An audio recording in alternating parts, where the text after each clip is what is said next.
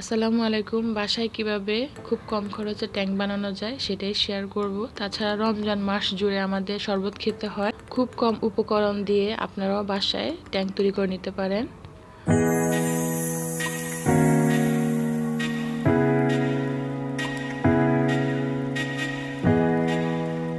প্রথমে ব্লেন্ডারে ছোট জারে 1 কাপ চিনি, half cup glucose,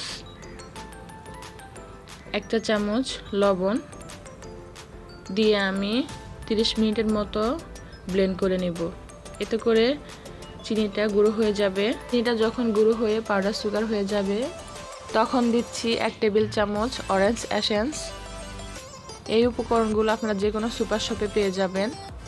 orange essence দিয়ে আমি আবারও 30 সেকেন্ড ব্লেন্ড করে নিব। ট্যাঙ্কটা এখন সম্পূর্ণই তৈরি।